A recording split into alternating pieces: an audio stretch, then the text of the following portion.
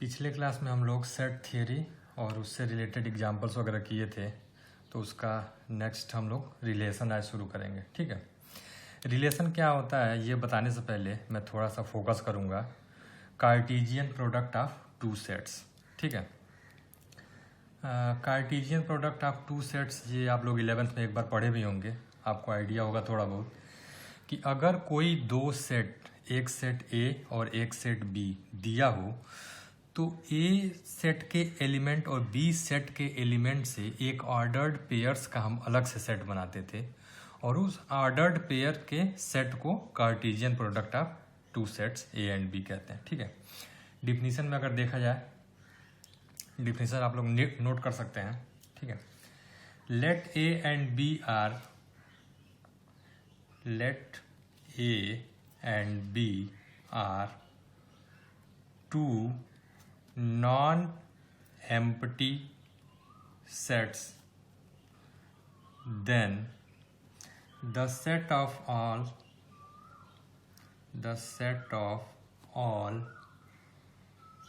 possible ordered pairs bracket में a comma b such that A is an element of set A and B is an element of set B is called Cartesian product of set A and B। मतलब एक set ए है एक set B है, तो उन दोनों के elements से जितने number of possible pairs of ordered pair होंगे, ऑर्डर्ड पेयर का ये मतलब है कि हर एक पेयर में जो फर्स्ट एलिमेंट होगा वो फर्स्ट सेट से होगा और जो सेकंड एलिमेंट होगा वो सेकंड सेट से होगा। फॉर एग्जाम्पल, इट पहले लिखिए, it is denoted by A cross B. मतलब Cartesian product of two sets, अगर एक सेट ए है एक सेट बी है तो उन दोनों एलिमेंट्स, दोनों सेट्स के एलिमेंट्स को हम जितने पॉसिबल पेयर्स होंगे उन पॉसिबल पेयर्स का जो सेट बनता है उसको हम क्या बोलते हैं, Cartesian product of sets A and B. Suppose A is 1 2 3, एक सेट ए है और दूसरा सेट बी है, सपोज कि वो 4 5 6 है। ठीक है, तो अगर कोई पूछे कि कार्टेशियन प्रोडक्ट इसका लिखना है, इन दोनों सेट्स का कार्टेशियन प्रोडक्ट लिखना है, तो कार्टेशियन प्रोडक्ट हम ए क्रॉस बी से डिनोट करते हैं। और वो क्या बोला मैं कि ऑर्डर्ड पेयर, ऑर्डर्ड पेयर का क्या मतलब है कि जितने भी पेयर होंगे उसमें पहला जो एलिमेंट होगा वो सेट ए से होगा और दूसरा एलिमेंट सेट बी से होगा। यानी 1 4 1 5 1 6, 1 के साथ 4 5 6 तीनों हो गया। अब 2 के साथ 4 2 5 2 6, अब 3 के साथ 4 5 3 6। तो ये number of all possible pairs, ordered pairs A comma B हो गया, इसी को हम लोग कार्टेशियन प्रोडक्ट बोलेंगे। ठीक है, तो जो कार्टेशियन प्रोडक्ट का जो सेट आया उसमें देखिए कितने एलिमेंट हैं, 1 2 3 4 5 6 7 8 9, यानी cardinal number of A cross B. यहाँ पे क्या हुआ, पिछले क्लास में हम लोग पढ़ चुके हैं कार्डिनल नंबर किसी भी सेट का निकालना हो तो ए क्रॉस बी एक सेट है, उसका कार्डिनल नंबर क्या होगा, यानी number of element. A cross B में नंबर ऑफ एलिमेंट जितने होंगे तो 9 एलिमेंट है, तो यानी cardinal number of A cross B is 9। ठीक है, तो यहाँ से एक स्टैंडर्ड आता है कि सेट ए में 3 एलिमेंट है, सेट बी में 3 एलिमेंट है, तो ए क्रॉस बी के कितने एलिमेंट हुए, 9। If set A has m elements and set B has n elements, then number of elements of set A cross B will be m into n। Set ए में 3 element है, set B में 3 element है, तो A cross B के कितने element हुए? 3 into 3 9। तो वही मैं कह रहा हूँ कि एक स्टैंडर्ड ये बन के आ जाएगा कि यदि किसी सेट ए में m एलिमेंट है और सेट बी में n एलिमेंट है तो ए क्रॉस बी यानी कार्टेशियन प्रोडक्ट जो बनेगा दोनों सेट्स का, उसमें टोटल नंबर ऑफ एलिमेंट्स कितने होंगे? m इंटू n हो जाएंगे। ठीक है। अच्छा, ये हमने ए क्रॉस बी निकाला है। अगर मैं पूछूं इन्हीं दो सेट्स का b क्रॉस a लिखना हो तो कितना होगा? तो पहला सेट उसमें क्या हो जाएगा? b 4 5 6 और दूसरा सेट क्या हो जाएगा? a 1 2 3। तो कार्टेशियन प्रोडक्ट अगर b क्रॉस a की मैं बात करूं तो नंबर ऑफ ऑर्डर्ड पेयर्स हमें लिखना पड़ेंगे टोटल, और ऑर्डर्ड पेयर्स का जो वो होगा उसमें पहला जो एलिमेंट होगा वो पहले सेट से होगा, यानी 4, 1 4, 2 4, 3 5, 1 5, 2 5, 3 6, 1 6, 2 6, 3। ये होगा B cross A. B cross A का भी टोटल नंबर ऑफ एलिमेंट अगर मैं बात करूं बी क्रॉस ए तो यहाँ पे भी कितना आया? 9। यानी ए क्रॉस बी कहें या जब बी क्रॉस ए कहें, दोनों के टोटल नंबर ऑफ एलिमेंट्स 9 आ रहे हैं। ठीक है। एक चीज और यहाँ पे आप ध्यान दीजिएगा, if A is not equal to B then A cross B will not be equals to B cross A. देखिए यहाँ पे ए और बी दोनों डिफरेंट हैं, तो ए क्रॉस बी और बी क्रॉस ए भी दोनों डिफरेंट आया है। ठीक है, ये भी आप याद कर सकते हैं कि स्टैंडर्ड के तौर पे। अभी तक हमने रिलेशन की बात नहीं किया है। अभी तक हमने क्या बात किया है कि Cartesian product of two sets, यानी कोई भी दो सेट्स गिवन हो, एक सेट ए और एक सेट बी, तो उन दोनों का कार्टेशियन प्रोडक्ट हम निकाल सकते हैं। और कार्टेशियन प्रोडक्ट निकालने के लिए हम क्या करेंगे? दोनों सेट्स के एलिमेंट्स को मिला के हम पेयर बनाते हैं और सारे पेयर्स का जो सेट होता है वही कार्टेशियन प्रोडक्ट ऑफ सेट होता है। और जो भी पेयर होगा उसमें जो पहला एलिमेंट होगा वो पहले सेट से होगा और दूसरा एलिमेंट होगा वो दूसरे सेट से लिया जाएगा सारे पेयर्स में। ठीक है, तो यहां तक बात हुआ Cartesian product of two sets की। ठीक है, अब देखिए रिलेशन जो होता है, रिलेशन क्या होता है? किन्हीं भी रिलेशन सबसे पहले क्या बोला जाएगा कि जैसे एक सेट ए दिया हो, एक सेट बी दिया हो, तो सेट ए का सेट बी से कोई ना कोई रिलेशन दिया रहेगा। और वो रिलेशन क्या होगा? वो रिलेशन उन ए और बी का जो कार्टेशियन प्रोडक्ट होगा उसी सेट का कोई ना कोई सबसेट होगा। यानी ये एक पूरा सेट है, इस सेट का अगर मैं 2-3 एलिमेंट निकाल लूं तो एक सबसेट मिलेगा, और वो सबसेट क्या कहलाएगा कि ए और बी का रिलेशन। यानी relation of set A and set B is a subset of cartesian product of set A and B. ठीक है, तो आप लिख लीजिए नेक्स्ट हेडिंग रिलेशन में, रिलेशन में हम लिख सकते हैं relation from set A to set B is actually the subset of A cross B। यानी कार्टेशियन प्रोडक्ट जो A क्रॉस B होगा उसी का कोई ना कोई सबसेट होगा taken out in some order. मतलब कोई ना कोई कंडीशन से अगर एक उसका सबसेट निकाला जाए तो वही जो सबसेट होगा A क्रॉस B का वही एक रिलेशन होगा। ठीक है, अब relation from set A to set B is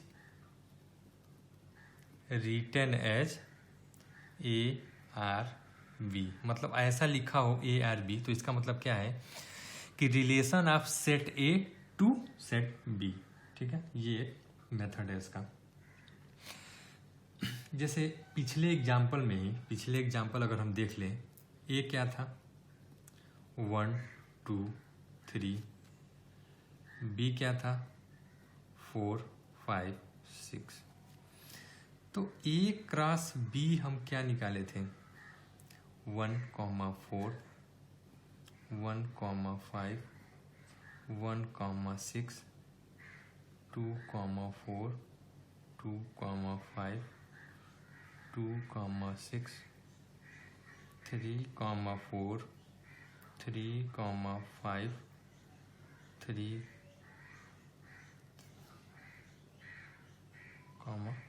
6, A cross B ये निकाले थे। ठीक है, तो मैं क्या बोलता हूं कि रिलेशन क्या है, relation from A to B is a subset. A cross B ये है, इसी का कोई ना कोई सबसेट लेंगे, वही क्या होगा relation from set A to set B हो जाएगा। ठीक है, अब यहां पे रिलेशन मान लो कि दिया हो कोई ऐसे रिलेशन आर बराबर ब्रैकेट में A comma B such that A and B are both even number for all a belongs to set A and B belongs to set B। ये रिलेशन दिया है, और ध्यान दीजिएगा ये रिलेशन किस में दिया है, सेट बिल्डर मेथड में दिया है। ठीक है, तो रिलेशन सेट बिल्डर मेथड में दिया, अगर इसी रिलेशन को हम रोस्टर मेथड में लिख लें तो वो सारे टर्म्स आ जाएंगे, और कितने टर्म्स होंगे ये भी दिख जाएगा हमें। ठीक है, तो ये बताइए कि ये ए क्रॉस बी है और इसी का सबसेट होगा वो रिलेशन होगा, तो इसमें कितने ऐसे पेयर हैं जिसमें ए और बी दोनों क्या है इवन हो। यहाँ पे देखिए ए और बी जो दोनों इवन हो, एक ये होगा एक ये होगा, इसमें ये ऑड है। सिर्फ यही दो ऐसे टर्म है जिसमें दोनों फर्स्ट टर्म और सेकंड टर्म दोनों इवन हो, तो 2 4 एंड 2 6 ये उसी रिलेशन को रोस्टर मेथड से हमने लिख दिया जो सेट बिल्डर मेथड से रिलेशन गिवन था। ठीक है, तो ये बताइए अगर मैं बात करूं कि सेट ए गिवन है सेट बी गिवन है, तो total number of relation, total number of possible relations यहाँ पे बात करें तो इस सेट के जितने total number of possible subset होंगे उतने ही तो total number of possible relation होगा। और इस सेट में कितने एलिमेंट हैं 9 एलिमेंट हैं, तो total number of possible relation, total number of possible relation equals to total number of subset of A cross B equals to 2 की power total number of element of A cross B equals to 2 की power 9। पिछले class video मैंने बता चुका हूं कि अगर कोई सेट है उसके total number of elements n है तो टोटल नंबर ऑफ सबसेट उसके कितने होंगे 2 की पावर n। तो यहाँ पे ए क्रॉस बी एक ऐसा सेट है जिसके टोटल नंबर ऑफ एलिमेंट्स 9 है, तो इस सेट के टोटल नंबर ऑफ सबसेट कितने होंगे 2 की पावर 9। तो total number of possible relation भी कितना हो जाएगा 2 की पावर 9। तो यानी यहीं से एक स्टैंडर्ड लिख सकते हैं, if A set A has m element and set B has n elements, then total number of possible relations will be 2 की पावर m इंटू एन। ये एक स्टैंडर्ड आ जाएगा। अच्छा, अगर मैं बात करूं कि सेट ए के m एलिमेंट है, सेट बी के n एलिमेंट है, तो a क्रॉस b के टोटल नंबर ऑफ एलिमेंट्स कितने होंगे? m into N. और a से b में total number of possible relations कितने होंगे? वो 2 की पावर m इंटू एन हो जाएगा। ठीक है, अब हम थोड़ा सा रिलेशंस की प्रॉपर्टी के बारे में बात करते हैं, आगे चलते हैं। टोटल तो domain and range of relation आता है। ठीक है, देखिए, जो भी हम रिलेशन को रोस्टर मेथड से लिखेंगे तो उस रोस्टर मेथड में जितने भी ऑर्डर्ड पेयर्स हैं, उन सारे पेयर्स का जो फर्स्ट कोऑर्डिनेट होगा, उनका जो सेट होगा वो डोमेन कहलाएगा, और जो सेकंड कोऑर्डिनेट का सेट्स होगा वो रेंज कहलाएगा। ठीक है, अगर मैं डिफिनीशन की बात करूं, आप लिख सकते हैं definition. If R is a relation from A to B, if R is a relation from A to B, then the set of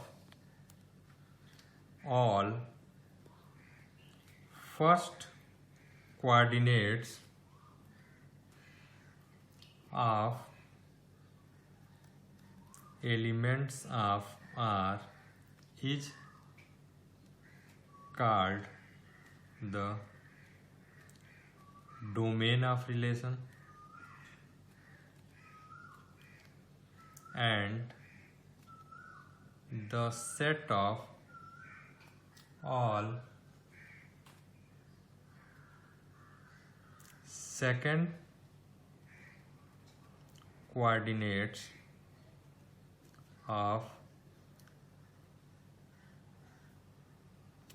the set of all second coordinates of elements of R is called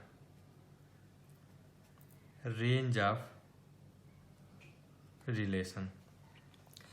यानी पिछले example की बात करें तो A था 1 2 3 और B था 4 5 6, और रिलेशन गिवन था R equals to A comma B such that A and B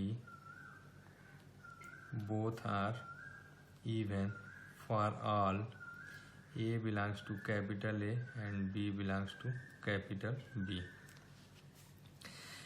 A belongs to capital A and B belongs to capital B सिर्फ इसलिए लिखा जाता है क्योंकि ये कार्टेशियन प्रोडक्ट की डिफिनीशन ही होती है कि जो फर्स्ट एलिमेंट है वो फर्स्ट सेट से होना चाहिए और जो सेकंड एलिमेंट है वो सेकंड सेट से होना चाहिए। ठीक है ना, तो ये इसको हम रोस्टर मेथड से अगर लिखे थे तो क्या आया था? जो रिलेशन आया था वो क्या आया था? 2,4 एंड 2,6, ये दो एलिमेंट आए थे। तो मैं क्या बोला कि जो भी रिलेशन है उसके फर्स्ट कोऑर्डिनेट्स का जो भी सेट होगा वो डोमेन कहलाएगा। यानी अगर मैं बात करूं डोमेन ऑफ रिलेशन तो क्या हो जाएगा? फर्स्ट एलिमेंट का सेट, यानी 2 है और यहाँ पे भी 2 ही है, तो ये यही रहेगा। और रेंज ऑफ रिलेशन क्या हो जाएगा? सेकंड कोऑर्डिनेट्स के एलिमेंट्स को सेट्स। तो यहाँ पे सेकंड कोऑर्डिनेट क्या है? 4 है, यहाँ पे सेकंड कोऑर्डिनेट क्या है? 6 है। उन सब का जब सेट्स बनाएंगे तो क्या कहलाएगा? Range of relation.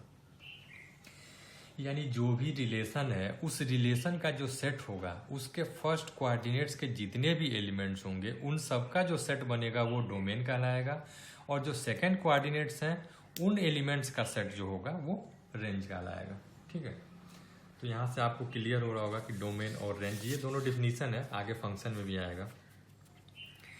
जैसे कि एग्जांपल दिया हो, एक set A is 1, 2, 3, 4 and set B is 5, 6, 7, 8. A relation from A to B is given by R equals to ordered pair A, B such that B equals to A plus 5 for all A belongs to capital A and B belongs to capital B. ठीक है, तो find the domain and range of the given relation. ये relation दिया है, किस method में दिया है? सेट बिल्डर मेथड में दिया है। इसको हम रोस्टर मेथड में पहले कन्वर्ट करेंगे तो हमें सारे एलिमेंट्स पता चल जाएंगे रिलेशन के। ठीक है, तो ये दिया है R equals to A comma B such that B equals to A plus 5। तो अगर इसी को मैं रोस्टर मेथड से कन्वर्ट करूं तो सबसे पहले ए को जब 1 लेंगे तो बी क्या आएगा? 1 + 5 6 और 6 इसमें है, तो पहला एलिमेंट 1, 6। अच्छा, ए को 1 ले लिया, अब ए को 2 लिया तो बी क्या आएगा? 2 + 5 7 और इसमें है भी 7। अब ए को 3 लिया तो 3 + 5 8, बी की वैल्यू क्या आई?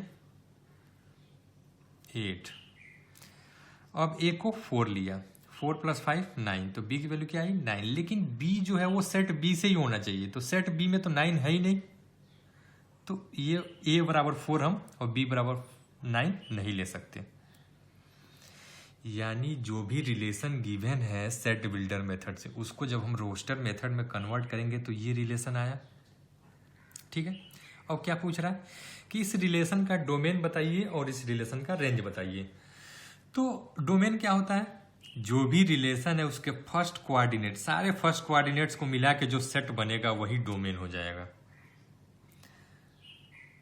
तो डोमेन ऑफ आर क्या हो जाएगा? फर्स्ट कोऑर्डिनेट 1, यहाँ पे फर्स्ट कोऑर्डिनेट 2, यहाँ पे फर्स्ट कोऑर्डिनेट 3। वैसे ही रेंज क्या होता है? Range is the second coordinates जो होते हैं उनका जो सेट होगा। सेकेंड कोऑर्डिनेट 6 है, सेकेंड कोऑर्डिनेट 7 है, सेकेंड कोऑर्डिनेट 8 है, उनका जो सेट होगा यानी 6, 7, 8 वो क्या हो जाएगा? रेंज हो जाएगा। ठीक है, तो वैसे कोई भी रिलेशन दिया हो सेट बिल्डर मेथड में या रोस्टर मेथड में तो आप उसका डोमेन और रेंज बता सकते हैं। रोस्टर मेथड में दिया हो तब तो आप बहुत आसानी से बता सकते हैं डोमेन क्या है, रेंज क्या है। सेट बिल्डर में दिया हो तो पहले आप उसको रोस्टर मेथड में कन्वर्ट करेंगे, फिर डोमेन और रेंज बता देंगे। एक और एग्जांपल लेते हैं। If R x, y such that x, y belongs to integer and x square plus y square less than or equals to 4, ये गिवन कंडीशन है रेंज के लिए। क्या मैं बोला था कि a क्रॉस b तो बहुत सारा होगा, लेकिन रिलेशन के लिए कुछ ना कुछ कंस्ट्रेंट दिया होगा जिससे हमें उसका सबसेट मिल जाएगा। तो ये कंस्ट्रेंट दिया है, is a relation in I, find the domain of R. कह रहा है ये रिलेशन किस में है? आई में, यानी यहाँ पे सेट ए और सेट बी दोनों क्या है? इंटीजर्स का सेट है। यानी अगर मैं बात करूँ सेट ए का तो क्या हो जाएगा? -4, -3, -2, -1, 0, 1, 2, 3, 4 सारे इंटीजर नंबर -∞ से लेके +∞ के बीच में जितने भी इंटीजर नंबर आते हैं उन सबका सेट हो जाएगा ए, और यही सेट बी भी हो जाएगा क्योंकि दोनों क्या है? दोनों ही आई का है।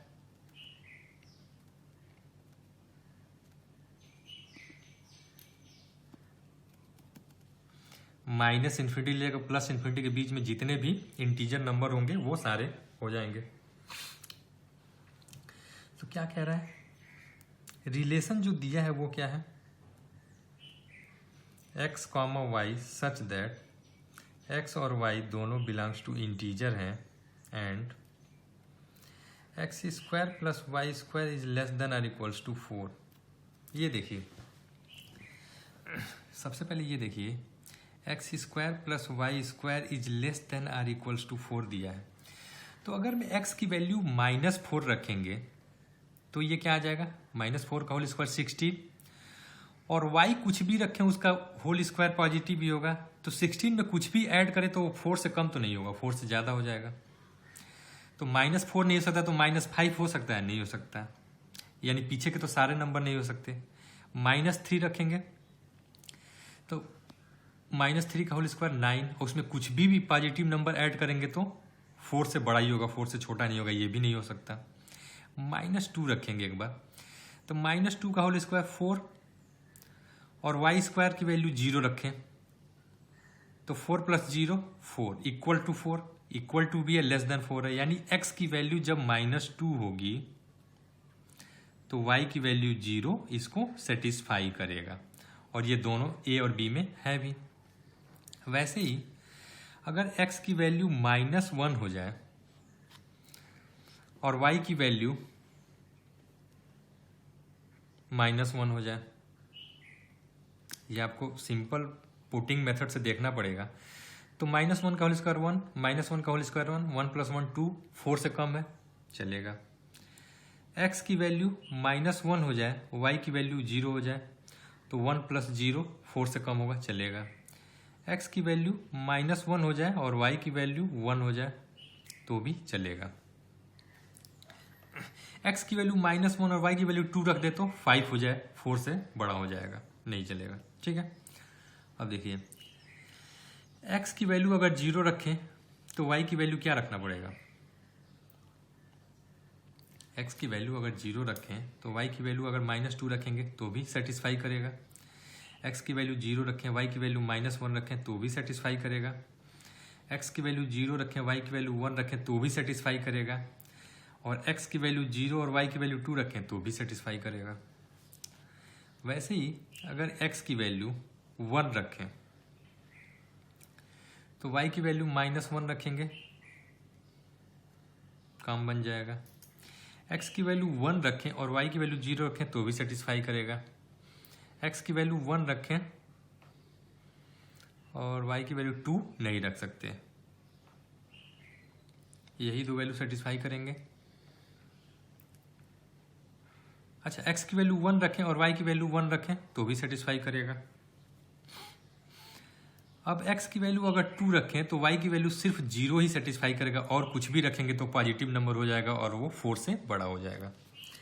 तो यानी ये जो रिलेशन दिया है उसको मैं रोस्टर मेथड से लिखूंगा तो उसके ऑर्डर्ड पेयर कौन कौन से होंगे? -2, 0, -1, -1, -1, -1, -0, -1, -1, 0, -2, 0, -1, 0, 1, 0, 2, 1, -1, 1, 0, 1, 1, 2, 0।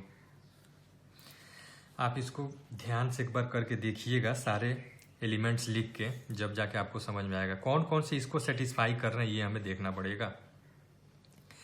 तो ये रिलेशन आया, ठीक है। अब क्या कह रहा है कि डोमेन, इसका डोमेन क्या हो जाएगा?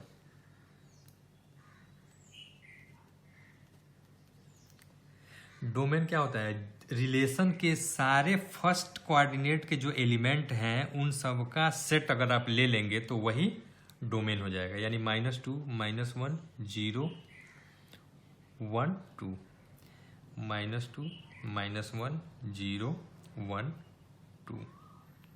आप एक काम कीजिएगा, इसी क्वेश्चन में इसका रेंज निकालिएगा और एक बार इसी एग्जाम्पल में यहाँ पे सिर्फ <4 इक्वल टू हटा दीजिएगा, सिर्फ x² + y² <4 के लिए सॉल्व करके सारे प्रोसेस रिपीट कीजिएगा, डोमेन और रेंज फाइंड आउट कीजिएगा।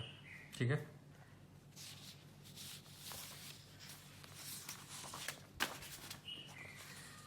अभी यहाँ पे प्रैक्टिस प्रॉब्लम 1.2 है, इसके 4-5 क्वेश्चन हैं। आप लोग इसको अच्छे से पढ़ के सॉल्व करके देखिएगा, ट्राई कीजिएगा। और किसी भी क्वेश्चन में अगर कोई डाउट होता है तो मैं नीचे नंबर दिया हूँ, उसमें आप क्वेश्चन नंबर और एक्सरसाइज नंबर व्हाट्सअप कर दीजिएगा, मैं आपको सॉल्यूशन भेज दूंगा। ठीक है, नेक्स्ट क्लास में हम लोग रिलेशंस के और टाइप्स ऑफ रिलेशंस पढ़ेंगे। दो वीडियो में पूरा रिलेशन खत्म होगा, फिर हम लोग आगे फंक्शंस की बात करेंगे। Thank you.